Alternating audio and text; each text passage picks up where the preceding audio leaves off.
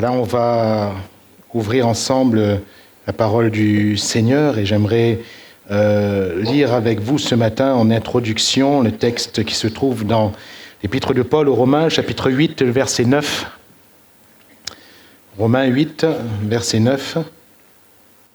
Voilà ce que Paul va dire aux Romains. « Pour vous, vous ne vivez pas selon la chair, mais selon l'Esprit, si du moins l'Esprit de Dieu habite en vous. Si quelqu'un n'a pas l'Esprit de Christ, il ne lui appartient pas. Amen. » Gloire à Dieu. Alors j'aimerais ce matin, à partir de ce que Paul déclare ici, fait de vivre selon l'Esprit par opposition à la vie selon la chair. La vie de l'Esprit, frères et sœurs, chers amis, quelle est-elle ? Quelle est-elle ? Voyons que Paul donne un aspect très très concret à cette vie de l'Esprit. La vie de l'Esprit s'oppose donc à la vie selon la chair. La vie de l'Esprit n'est pas une spiritualité quelque peu démesurée et qui nous conduirait à vivre quelque part dans les nuages. La vie de l'Esprit n'est pas une communion qu'on s'inventerait avec le Seigneur et dans laquelle on vivrait étouffé par nos pensées qu'on qualifierait de spirituelles. Absolument pas. C'est très simple ici, la vie de l'Esprit, et je le répète, est une vie qui s'oppose à la vie selon la chair. On vit selon l'Esprit, pour être très très concret, lorsqu'on ne vit plus selon la chair. On vit selon l'Esprit quand ce n'est plus la chair qui nous dicte notre manière de vivre. Comprenez ? Et c'est aussi simple que cela.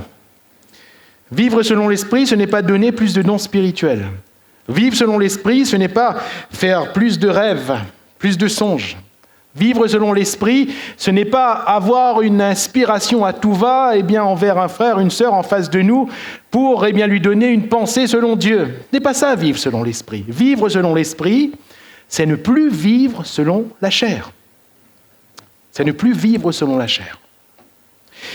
Et à partir de là, comprenez que mon propos ce matin dépasse le fait de toute sphère de rêverie, de surspiritualité. On ne s'inscrit absolument pas là-dedans et j'aimerais d'ailleurs à cet égard, entre parenthèses, que l'on se ramène les uns les autres bien les pieds sur terre. Nous ne sommes pas dans le ciel, nous sommes encore sur la terre. Et sur cette terre, nous devons vivre selon l'Esprit. Quand on parle de la vie de l'Esprit, le Seigneur lui-même ne nous laisse pas nous égarer, tout comme Paul, ne nous laisse pas nous égarer dans quelque interprétation pernicieuse. Mais nous avons sous nos yeux l'exemple même de Jésus-Christ, qui est l'exemple de la vie de l'Esprit par excellence. Vivre selon l'Esprit, c'est vivre comme Jésus a vécu parmi nous. Lui, ayant paru sous la forme d'un simple homme comme vous et moi, ayant, dans son corps, dans sa personne, les faiblesses, puisque pleinement fils de l'homme, la Bible, nous montre que Jésus n'a pas subi la chair, il n'a pas subi les lois de notre chair. Bien qu'ayant ses faiblesses, disais-je, il a quand même pu vivre selon l'Esprit. Et il nous laisse cet exemple de la vie de l'Esprit. Hier soir, avec l'Église, nous avons vu la seigneurie de Christ sur notre vie. Ceux qui disent « Seigneur, Seigneur » n'entreront pas tous dans le royaume de Dieu. Mais si nous avons réellement Jésus pour Seigneur, cela se traduit forcément par la vie de l'Esprit. Alors, comment pouvons-nous avoir la force de ne plus vivre selon la chair, nous qui sommes chairs ? Comment pouvons-nous nous dégager des pulsions charnelles, nous qui vivons dans un corps de chair? Eh bien, la réponse est simple, ce n'est absolument pas possible.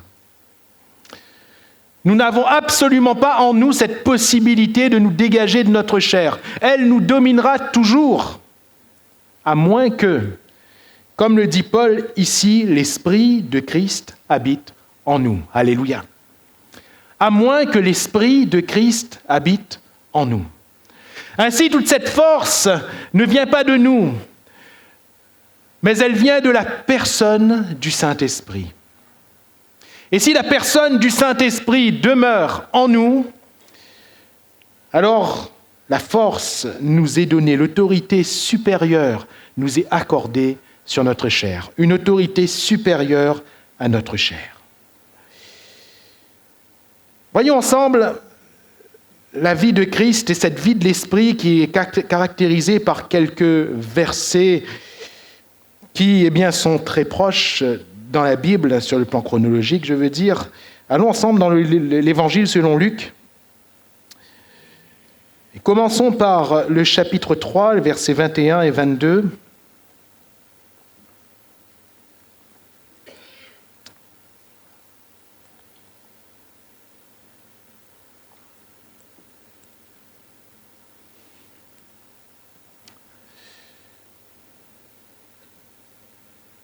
Voilà ce qui nous est dit, tout le peuple se faisant baptiser, Jésus fut aussi baptisé.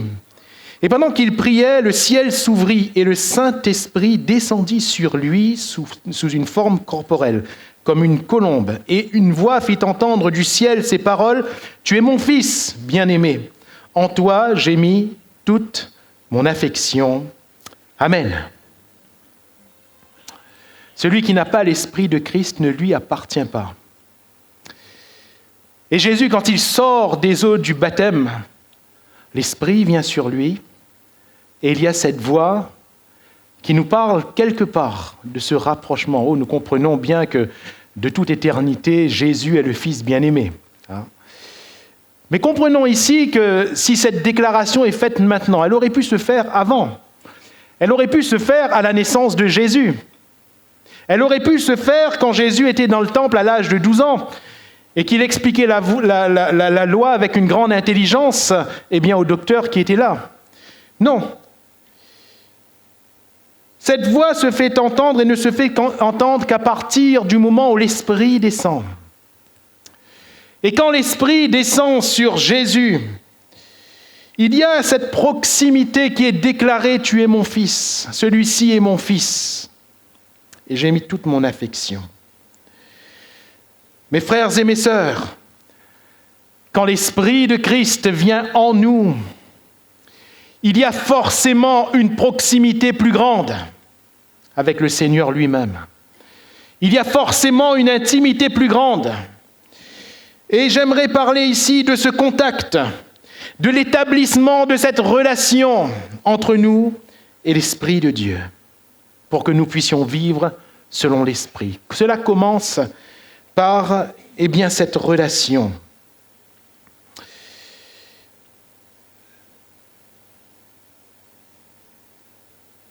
Cette vie de l'Esprit, quelque part, commence ici de manière flagrante, ce qui ne nous est pas parlé avant de cette vie de l'Esprit et Christ, si vous préférez. Cette vie de l'Esprit commence à proprement parler ici, dans ce contact, mais à quelle occasion? Et c'est intéressant. C'est intéressant. À quelle occasion, le contact entre l'homme et l'Esprit se fait-il de la manière la plus franche? Remarquez avec moi que Jésus n'est pas ici dans le jeûne, la prière, en train d'attendre l'Esprit. Remarquez avec moi que Jésus n'est pas en train de prêcher la parole pour attendre l'Esprit.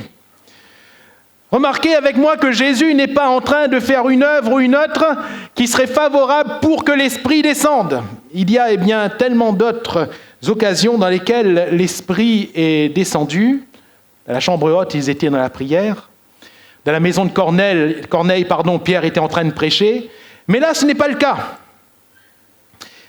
Dans l'exemple type de la vie de l'Esprit qui est Jésus-Christ, à quel moment voyons-nous l'Esprit descendre? quand Jésus sort des eaux du baptême. Et mes chers amis, c'est quoi les eaux du baptême?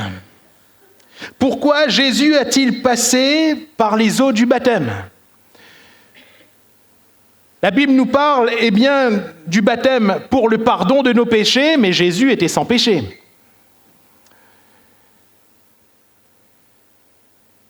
La définition du baptême, quelle est-elle? Elle est simple, selon Pierre. Le baptême n'est pas la purification des souillures du corps, mais un engagement de bonne conscience avec Dieu. C'est donc en sortant des eaux de cet engagement avec Dieu que l'Esprit descend. Cet engagement, c'est quoi concrètement? Mes frères et mes sœurs, cet engagement, c'est l'ensevelissement d'une vie personnelle qui devient passée. Pour la prise de conscience d'une vie nouvelle en Christ. C'est-à-dire qu'on abandonne ce que nous sommes et on voue toute notre vie, en toute conscience, on voue toute notre vie à la seigneurie du Seigneur, à la seigneurie de Christ. Alléluia. Je donne toute ma vie à Dieu. Comment cela se traduit-il?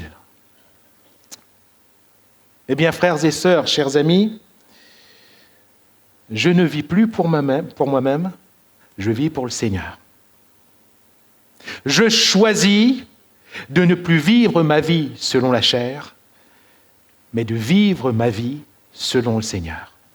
Alléluia. Et quand je choisis, l'Esprit vient. Amen. Quand je choisis, l'Esprit vient. Remarquez avec moi la simplicité de la chose. Il n'y a donc pas d'enrobé supraspirituel. Il n'y a pas un songe, il n'y a pas un rêve, il n'y a pas une inspiration quelconque. Il y a le choix de quelqu'un. Et mon frère, ma sœur, pourquoi l'Esprit de Dieu n'est-il pas encore venu sur ta vie? Quel est ton choix? Quel est ton choix? Est-ce que tu as choisi l'Esprit de Dieu? Parce que si tu le choisis, lui, il va venir. Trop souvent, on attend une manifestation de l'Esprit, on attend que l'Esprit vienne parce qu'il y a un temps, parce qu'il y a la prière, parce qu'on traverse des moments difficiles, parce qu'il y a ceci ou cela. Le Seigneur, il n'est pas dans tout ça. Le Seigneur attend un choix. Et si le Fils de Dieu a dû passer par ce choix, a dû passer par les eaux du baptême, mes frères et mes sœurs, chers amis, nous avons ce choix à faire pour que l'Esprit de Dieu vienne sur notre vie. Alléluia. Il n'y a pas de hasard avec le Seigneur. Dès lors qu'un homme, qu'une femme, dans son cœur, même avant les eaux du baptême ou après les eaux du baptême, je parle de ce qui est concret dans un baptistère. Quand un homme, une femme choisit le Seigneur dans son cœur et laisse de côté toute sa vie passée, laisse de côté toute sa chair, laisse de côté tout ce qu'il a vécu, subi, gagné, perdu, lorsqu'on met toutes ces choses de côté et qu'on choisit le Seigneur, l'Esprit de Dieu vient. Et la relation s'établit. Alléluia. La relation s'établit. Celui-ci est mon fils. Alléluia. C'est comme si que le Seigneur nous dit, parce que tu me choisis, parce que tu me donnes ta vie, tu es mon fils. Alléluia. Hey, nous sommes enfants de Dieu lorsque nous appartenons à Dieu. Nous sommes enfants de Dieu non pas parce que, on a fait des choses bonnes devant Dieu. Nous sommes enfants de Dieu non pas parce qu'on a fait quelques prières devant Dieu. Nous sommes enfants de Dieu non pas parce qu'on a choisi quand même une bonne religion devant Dieu. Non, nous sommes enfants de Dieu quand nous lui avons donné notre vie par Jésus-Christ, notre Seigneur. Le sang de Jésus nous lave de tout péché et ça y est, l'Esprit de Dieu peut nous remplir et nous conduire. Jésus Ainsi va recevoir le Saint-Esprit sur lui sous une forme corporelle d'une colombe. Il y a une forme visible, comme si que le Seigneur voulait signaler les choses ainsi. Parce que s'il ne s'agissait que de l'Esprit qui venait sur Jésus, cela aurait pu se faire de manière invisible, on est d'accord. Quand vous et moi, nous sommes baptisés dans le Saint-Esprit, eh bien, on ne voit pas quelque chose de visible venir, on est d'accord. Il n'y a pas forcément quelque chose de visible qui se fait, mais on dirait qu'ici, le Seigneur a voulu signaler la chose. Il a voulu nous signaler, à vous et à moi, que si, eh bien, on s'engage réellement avec le Seigneur, c'est là que l'Esprit vient. Il a voulu nous signaler, à vous et à moi, que si réellement on choisit de changer de vie, c'est là que l'Esprit vient. Alléluia. Alors, pardonnez-moi la question ce matin qui va être directe. Qu'attends-tu pour changer ? Qu'attends-tu pour donner ta vie au Seigneur ? Qu'attends-tu pour changer de vie, pour passer eh bien, de cette chair à l'Esprit de Dieu ? Oh, le baptistère, beaucoup y sont passés, mais beaucoup y sont passés sans choisir. Vous allez me dire, mes frères, mais quand même, on est venu, on a rendu témoignage devant l'Église, on est passé dans l'eau, on a été plongé comme tout le monde. Oui, peut-être. Mais ton choix, il a été quoi ? Car beaucoup étaient alcooliques, sont passés là-dedans et sont encore alcooliques. Beaucoup étaient adultères, sont passés là-dedans et sont encore adultères. Beaucoup avaient une vie dissolue, sont passés dans le baptistère et ont encore une vie dissolue. Alors le choix, il a été quoi ? Il a été où ? On ne peut pas parler de la vie selon l'Esprit. On ne peut pas. On ne peut pas.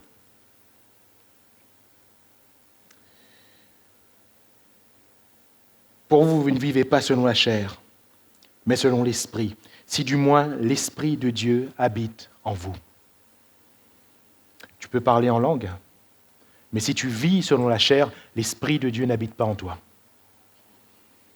Tu peux prophétiser, mais si tu vis selon la chair, l'Esprit de Dieu n'habite pas en toi. On peut élever sa voix dans l'Église, mais si on vit une vie dissolue, l'Esprit de Dieu n'habite pas en nous. Et ce matin, nous avons besoin tout à nouveau de rétablir ce contact avec l'Esprit, de rétablir cette relation vraie, sincère, authentique avec l'Esprit de Dieu. Et si nous choisissons ce matin, mon frère, ma sœur, peu importe ce que tu as vécu, si tu choisis ce matin, l'Esprit va venir, alléluia. L'Esprit va venir. Dieu est un Dieu de grâce. Et l'Esprit va venir. Il suffit juste que tu choisisses. Et l'Esprit va venir. Ce contact va être rétabli. Et le Seigneur pourra ainsi se glorifier. Tu es mon Fils bien-aimé. En toi j'ai mis toute mon affection. Amen. Deuxième étape de cette vie de l'Esprit qui nous est toujours traduite dans la vie de Jésus. On va un peu plus loin dans Luc chapitre 4, verset 1er.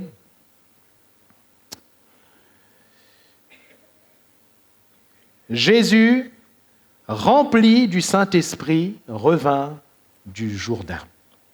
Amen. Jésus, rempli du Saint-Esprit, après ce premier contact, cette relation qui commence avec l'Esprit de Dieu, l'Esprit qui vient, eh bien, on voit ici que l'Esprit remplit. L'Esprit remplit. Nous ne parlons plus ici d'un simple contact, d'un simple attouchement, d'une simple présence de l'Esprit quelque part dans notre vie. Mais on parle ici bien d'une plénitude, de la présence de l'Esprit dans toute notre vie. Alléluia. De la présence de l'Esprit dans toute notre vie. Le terme ici pour remplir, plérès, en grec, Ce n'est pas le même terme qui est employé à d'autres reprises, comme dans Acte 2, quand ils étaient dans la chambre haute, et ils furent tous remplis du Saint-Esprit et se mirent à parler en d'autres langues, selon que l'Esprit leur donnait de s'exprimer. En français, c'est le même terme, rempli, mais en grec, ce n'est pas le même terme, c'est pléto.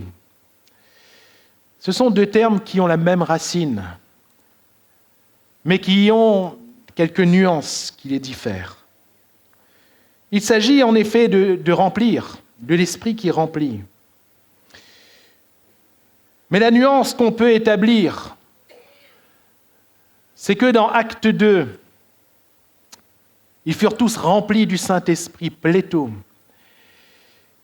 Il est parlé du summum de celui qui les remplit. Sous-entendu, c'est pleinement le Saint-Esprit qui a rempli ces personnes qui étaient réunies.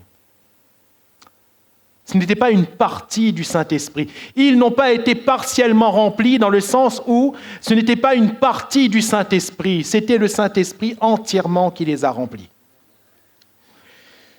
Mais ici, pour Jésus, mais aussi dans d'autres occasions, plérès, il est question du réceptacle, il est question de celui ou de celle qui reçoit et qui en est rempli. C'est-à-dire qu'il n'y a plus de place vide dans ce qui reçoit, vous comprenez ? Dans le premier rempli, acte 2, il est question de ce qui remplit et qui est plein. Et dans le deuxième rempli, ici, Luc 4, verset 1, il est question de celui qui est rempli et qui n'a plus d'espace pour autre chose que ce qu'il remplit.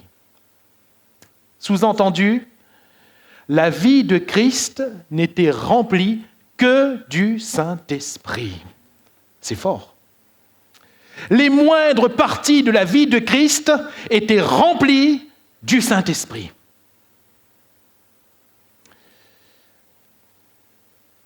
Pourquoi n'était-ce pas la même chose pour ces personnes qui se trouvaient dans la chambre haute ? Eh bien, c'est très simple. Ils avaient besoin, en marchant avec le Seigneur par le Saint-Esprit, ils avaient besoin d'apprendre à avoir toute leur vie remplie du Saint-Esprit. C'est un apprentissage, c'est une discipline, c'est une marche. Christ n'a pas appris le Saint-Esprit à ce moment-là. De toute éternité, Christ connaît le Saint-Esprit. De toute éternité, la personne de Dieu existe, le Père, le Fils, le Saint-Esprit. Mais nous avons besoin d'apprendre.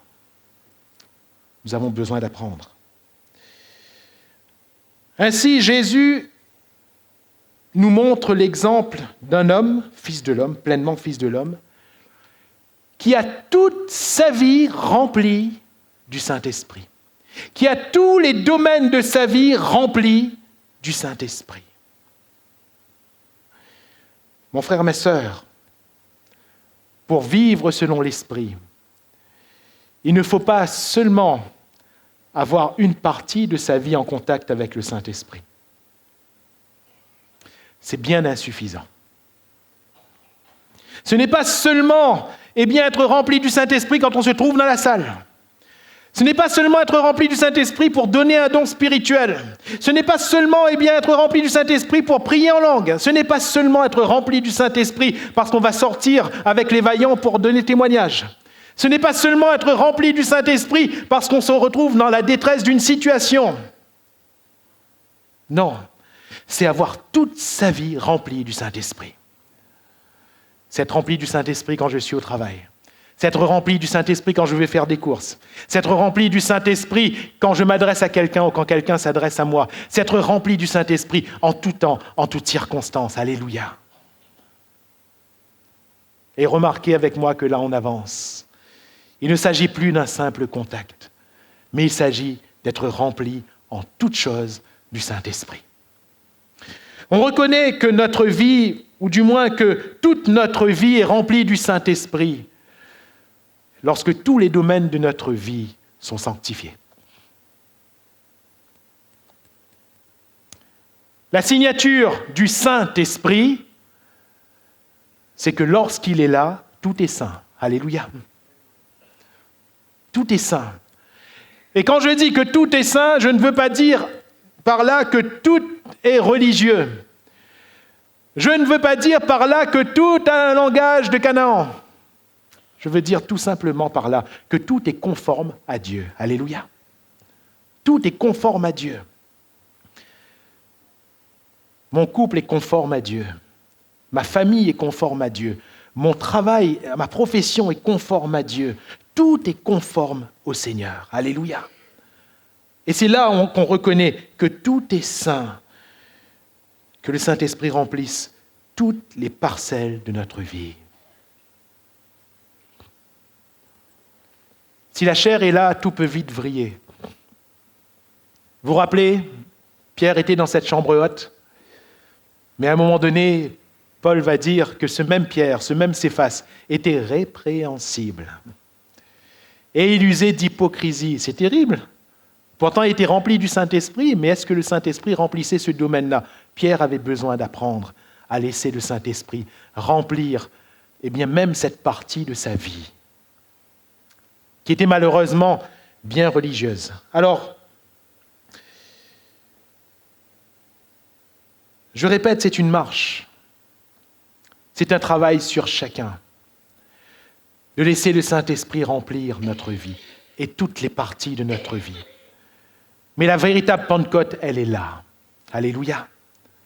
La véritable Pentecôte, elle est là. Beaucoup ont arrêté la Pentecôte, ont résumé la Pentecôte au fait d'un parler initial en langue. D'autres ont prolongé quelque peu la Pentecôte dans le fait de quelques dons spirituels dans l'Église. Mais mes frères et mes sœurs, la véritable Pentecôte, les véritables pentecôtistes sont ceux qui sont remplis du Saint-Esprit dans toutes les circonstances de leur vie. Alléluia. Troisième étape, présentée dans la vie du Christ, c'est toujours dans ce même verset. Jésus, rempli du Saint-Esprit, revint du Jourdain et il fut conduit par l'Esprit dans le désert où il fut tenté par le diable pendant 40 jours.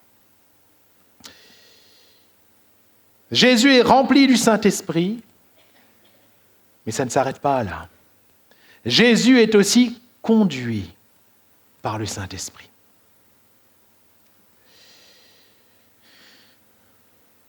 Il est le Fils de Dieu. A-t-il besoin d'être conduit? Il est Dieu. Avant que le monde fût, il est. Et quand le monde ne sera plus, il sera encore. Il est Dieu. Tout pouvoir lui a été donné. Il est Dieu. Et nous lisons, vous comme moi ici, qu'il est conduit.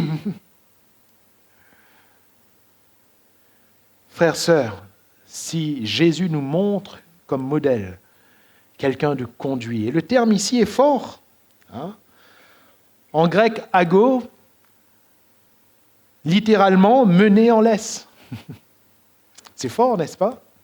C'est fort. C'est le même terme qui est employé par Jésus quand il dit à ses disciples, avant son entrée dans Jérusalem, vous irez, vous trouverez un ânon attaché, vous le détacherez et vous le mènerez. Ago. Vous le mènerez.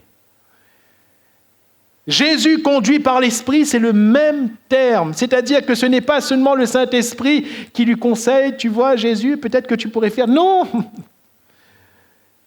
Il ne parlemente pas. Jésus se laisse conduire, il se laisse mener.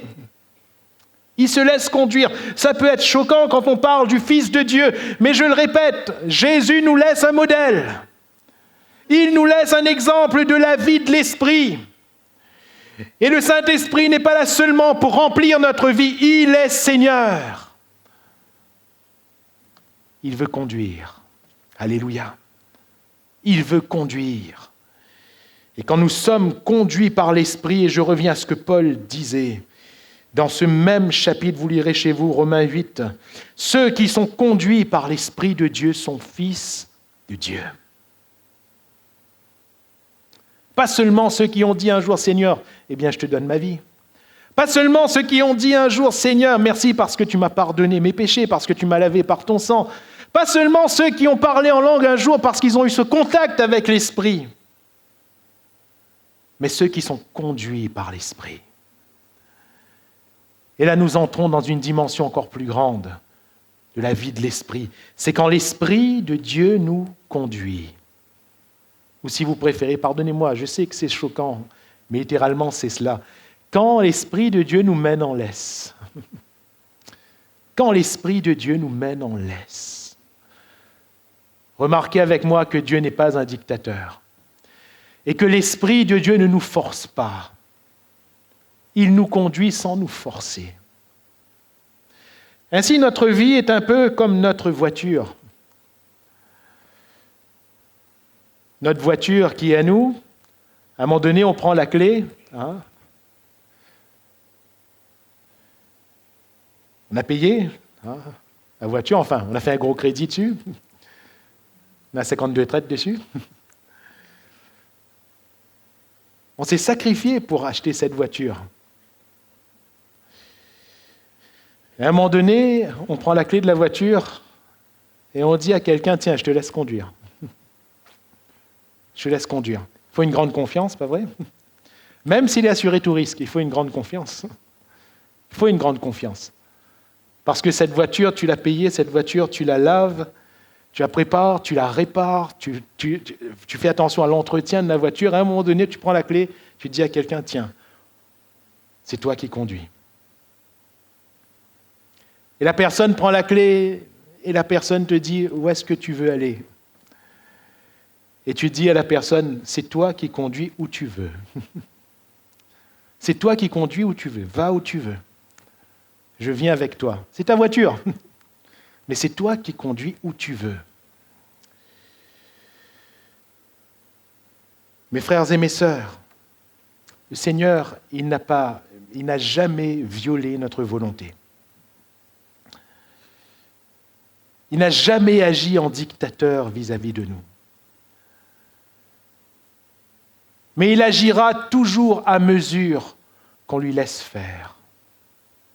Est-ce que nous voulons laisser le Saint-Esprit conduire notre vie? Il faut une grande confiance pour prendre la clé de notre vie et la remettre entre les mains du Seigneur, l'Esprit, et lui dire, prends le volant. Prends le volant. Il faut une grande confiance. Et une confiance davantage plus grande pour lui dire, va où tu veux. Va où tu veux. Prends l'itinéraire que tu voudras. Sommes-nous prêts à le faire? Quand Dieu appelle Abraham, Dieu lui dit, lève-toi, quitte ton pays, quitte ta patrie, quitte la maison de ton père. C'est moi qui vais te conduire maintenant. Alléluia. D'accord, Seigneur, je te fais confiance, je te quitte. Où est-ce qu'on va? On ira là où je te dirai qu'on ira. Vers le pays que je te montrerai. Je ne te dis pas tout de suite. Mais on ira là où je te dirai qu'on ira. Abraham, veux-tu me faire confiance? Seigneur, par quel itinéraire? Je te montrerai l'itinéraire, ne t'en fais pas.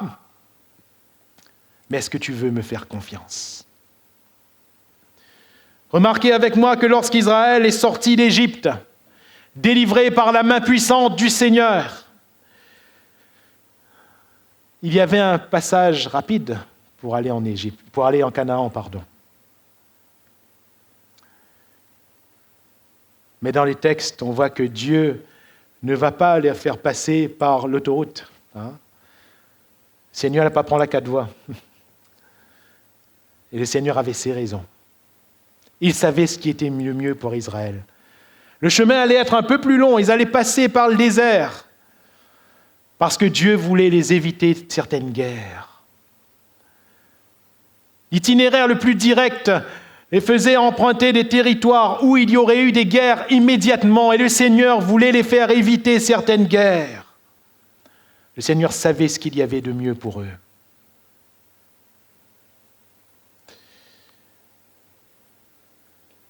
Quand on est dans la voiture et que quelqu'un d'autre a pris le volant, surtout si c'est notre voiture, et quand c'est un membre de notre famille, hein, chère sœur, quand c'est ton mari qui conduit, cher frère, quand c'est ton épouse qui conduit, qu'est-ce qu'on dit souvent? Attention!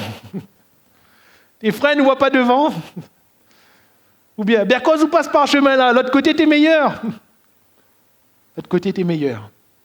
Hein? Je vois les sourires, je sais que je ne prêche pas dans le désert. On est tous un peu comme ça. Mais devant le Seigneur, on dit quoi? Quand le Seigneur dit on passe par là. Oui, mais Seigneur, c'est quand même plus simple de passer par ici. Oui, mais moi je connais, on passe par là. C'est le Seigneur, alléluia. Il ne veut pas seulement remplir, il veut conduire. Il veut conduire. Ouh Seigneur, ça va trop vite. On oserait dire ça? Seigneur, roule trop lentement, allez plus vite un peu Seigneur. On oserait dire ça? Seigneur, attention devant. Vous croyez pas vu? Bien sûr qu'il a vu. Il a vu bien avant nous. Il savait tout avant nous. Finalement, n'est-ce pas plus simple de faire confiance au Seigneur, qui connaît toutes choses? Le Saint-Esprit conduit. Et remarquez avec moi le succès de ces personnes qui ont choisi de se laisser conduire par le Saint-Esprit. Paul, dans son voyage, à un moment donné, il veut aller un peu plus en Orient. Et à un moment donné, il voit tel blocage. Il dit, mais qu'est-ce qui se passe? Alors il se dit, on va descendre un peu plus bas. Un autre blocage. Il dit, mais qu'est-ce qui se passe? Qu'est-ce qui se passe? Alors il se met à prier. Et puis il voit en songe un Macédonien qui lui dit, passe et secours-nous. Et qu'est-ce qu'il va conclure? J'ai voulu aller là, mais l'Esprit de Christ ne nous le permit pas. Je me laisse conduire par l'Esprit. Alléluia. Je me laisse conduire par l'Esprit. Je voulais faire cela, mais l'Esprit de Christ ne me le permit pas. Mes frères et mes sœurs, à quand remonte la dernière fois où nous avons laissé l'Esprit nous permettre ou ne pas nous permettre? À quand remonte la dernière fois où nous avons laissé le Seigneur nous interdire une chose et nous permettre autre chose? C'est cela être conduit par l'Esprit de Dieu. Et je répète, Paul n'a pas dit, j'ai ressenti que ce n'était pas le bon itinéraire, j'ai ressenti que non, il y avait des faits. J'ai voulu, mais ça a bloqué. J'ai voulu, ça a bloqué. Alors j'ai dit, Seigneur, qu'est-ce qui se passe? Et puis j'ai eu ce songe. C'était un autre fait. J'ai eu ce rêve. C'était un autre fait. Il n'y a pas eu les pensées folles de Paul qui ont tourné dans la tête en disant, va plutôt comme ça ou comme ça. Non, il y a eu des faits. Et la parole de Dieu est un fait. Alléluia. Si le Seigneur nous dit, ne fais pas ça, c'est l'Esprit qui parle. Mais voulons-nous être conduits par l'Esprit de Dieu? J'aimerais venir à cette dernière étape. Toujours dans Luc 4, un peu plus bas, au verset 14. Luc 4, 14. Jésus, revêtu de la puissance de l'Esprit, retourna en Galilée, sa renommée se répandit dans tout le pays. Jésus, revêtu de la puissance de l'Esprit. Un peu plus bas, au verset 18, cette même pensée va être reprise quand il va ouvrir le rouleau du livre du prophète Ésaïe. L'Esprit du Seigneur est sur moi, revêtu. Si ce contact, lorsque Jésus sort du Jourdain, ce contact, c'est l'établissement d'une relation avec l'Esprit. Si lorsque l'Esprit remplit dans sa plénitude, il s'agit de la présence de l'Esprit dans toute notre vie. Si, lorsque nous sommes conduits par l'Esprit, il s'agit de la direction, c'est-à-dire de l'Esprit qui prend le contrôle. Ici, il s'agit de la puissance de l'Esprit, c'est-à-dire de la gloire du Seigneur au détriment de notre personne. Jésus, revêtu de la puissance de l'Esprit, littéralement. C'est Jésus dans l'Esprit. Dans Acte 2, c'est plus l'Esprit en nous, n'est-ce pas? Ils furent tous remplis du Saint-Esprit. C'est l'Esprit en nous. Mais ici, c'est Jésus dans l'Esprit. Jésus reprend cette même pensée dans Acte 1:8 quand il dit « Vous recevrez une puissance quand le Saint-Esprit viendra sur vous. L'Esprit du Seigneur est sur moi. » Là, ce n'est plus l'Esprit en nous, mais c'est nous dans l'Esprit. L'Esprit est toujours en nous, mais là, il y a une autre dimension. C'est-à-dire que l'Esprit est dans une telle relation. L'Esprit nous remplit tellement, que l'Esprit nous conduit tellement, que ce qu'on voit, ce n'est plus nous, mais c'est l'Esprit de Dieu. Alléluia. Nous sommes revêtus de l'Esprit. Et ce qui est visible, ce n'est plus notre chair, ce n'est plus notre personnalité naturelle, mais ce qui est visible par la puissance de l'Esprit, c'est le Seigneur. Alléluia. C'est la gloire du Seigneur. Parce que quand un malade est guéri, ce n'est pas Joanne qui guérit le malade, c'est l'Esprit du Seigneur. Alléluia. Quand des démons sont chassés, ce n'est pas Samuel qui chasse les démons, c'est l'Esprit de Dieu qui est sur lui. Quand des pécheurs se convertissent à Dieu, ce n'est pas la prédication de Frédéric, mais c'est la puissance de l'Esprit sur Frédéric qui touche les cœurs. Ce n'est plus nous qui sommes visibles, mais c'est l'Esprit de Dieu. L'Esprit nous revêt. Alléluia. L'Esprit nous revêt. Il y a une faible image que j'aimerais vous avancer. Je dis bien faible, mais qui pourrait nous amener, nous illustrer un peu ce que je suis en train de partager. Une personne lambda, pour ne pas que qui que ce soit se sente visé, on va dire M. Waro. Monsieur Waro, c'est M. Waro. Et il restera M. Waro, ça, il n'y a pas de problème. Sa carte d'identité ne changera pas. Mais voyez-vous, de par ce qu'il a traversé comme expérience, comme formation, comme examen et comme preuve, il est aujourd'hui représentant de l'autorité publique, c'est-à-dire policier. Il est policier. Et quand vous le voyez toujours M. Waro. Mais soit vous voyez M. Waro avec son revêtement de tous les jours, soit vous voyez M. Waro avec son képi et avec son uniforme. On est d'accord que c'est la même personne, oui ou non? Mais le revêtement va faire toute la différence. Parce que quand il est revêtu de son uniforme, ce n'est pas le monsieur Waro sans uniforme. Ça peut être votre plus grand ami. Si vous le voyez dans la rue avec une chemise et un jean et qu'il vous fait comme ça, vous allez répondre à lui, salut. Mais si vous le voyez en uniforme et qu'il vous fait comme ça, vous vous arrêtez, pas vrai? Vous vous arrêtez. Ce n'est pas la même réaction, parce qu'il n'y a pas le même revêtement. Quand le Saint-Esprit nous revêt, nous sommes revêtus de Dieu. Alléluia. Nous sommes revêtus du Seigneur. Oh, quand physiquement on nous voit, on n'a pas changé de physique, on n'a pas changé, nous sommes la même personne. Mais l'autorité divine est sur nous. La puissance de Dieu est sur nous. Les hommes vont le voir, les démons vont le voir, les anges vont le voir. Toute créature, visible comme invisible, va voir que nous sommes revêtus du Seigneur. Et c'est ce Jésus, revêtu de la puissance du Saint-Esprit, revêtu du Saint-Esprit, c'est ce Jésus qui va pouvoir faire l'œuvre de son Père. Alléluia.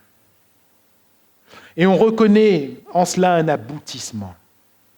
Alors, je vais quand même préciser mes propos. Est-ce que quand on fait état de la puissance de Dieu, ça veut dire que ces 4 étapes que nous avons soulignées sont satisfaites? Pas forcément. Pas forcément. Nous l'avons vu hier soir, certains se présenteront à la porte du ciel et diront « Nous avons fait beaucoup de miracles en ton nom. » Alors, je reprends le texte exact. « Nous avons fait beaucoup de miracles par ton nom. Nous avons chassé des démons par ton nom. Nous avons prophétisé par ton nom. » Et Jésus leur dit « Retirez-vous de moi. Je ne vous ai jamais connus. » Est-ce que ça signifie qu'ils vivaient la vie de l'esprit? Non. Parce que je ne vous ai jamais connus, ça signifie qu'il n'y avait pas de relation. La première étape n'était pas remplie. Cela me met en garde en quoi? Je ne recherche pas la puissance des signes et des prodiges et des miracles, non. Je cherche à ce que mon Dieu me revête par son esprit. Alléluia. Cette réalité de la vie de l'esprit. C'est ce qui compte. Après les miracles, Dieu me permettra d'en faire. Il ne m'en permettra pas d'en faire, peu importe. Alléluia.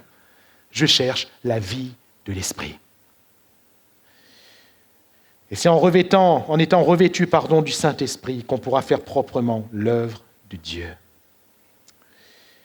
Alors j'aimerais conclure, mes frères et mes sœurs. Paul dira, eh bien, vous ne vivez pas selon la chair. Pour vous, il s'adresse à l'Église, pour vous, vous ne vivez pas selon la chair. Et j'aimerais m'adresser à l'Église de Saint-Louis que nous sommes. Pour nous, nous ne vivons pas selon la chair. Il y a des principes qu'on a abandonnés. Il y a des principes qu'on abandonnera de toute façon, qu'il faudra abandonner. Mais nous ne vivons plus selon la chair. Alléluia. Ne vivons plus selon la chair.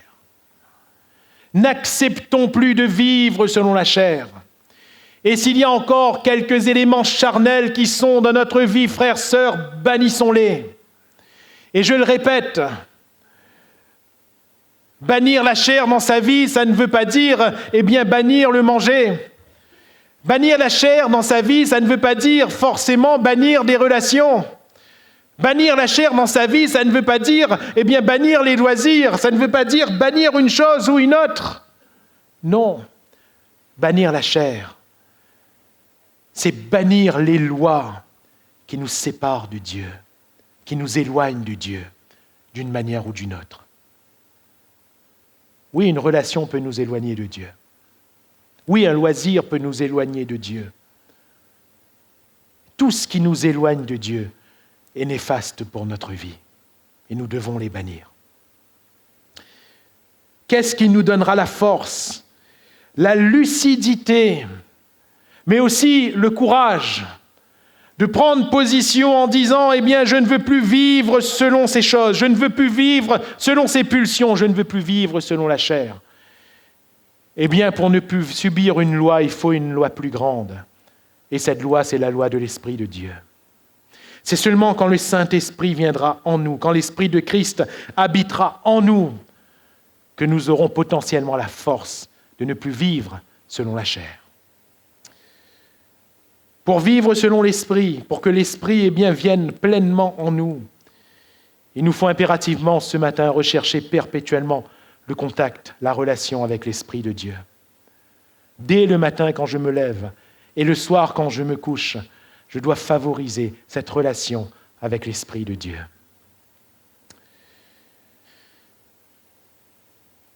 Il me faut aussi chercher cette plénitude. Non pas me satisfaire de quelques points de relation, mais laisser le Saint-Esprit remplir toute ma vie. Il me faut me laisser diriger par le Saint-Esprit. Pas seulement que l'Esprit soit là, mais que l'Esprit prenne les rênes de toutes choses. Alléluia. Et il me faut être revêtu du Saint-Esprit, être revêtu du Seigneur. Et en cela, la gloire ne sera pas pour moi. Moi, je disparaîtrai. Il faut qu'il croisse et que moi, je diminue. Alléluia. Que moi, je disparaisse. En cela, frères, sœurs, Nous avons, vous et moi, à beaucoup d'égards, bien des progrès à faire. Ou devrais-je dire, nous avons, vous et moi, à plusieurs égards, le Saint-Esprit à rechercher. Oh, le Seigneur est là, c'est le Dieu de grâce. C'est le Dieu de grâce. Mais il attend de notre part le choix qui sera déterminant.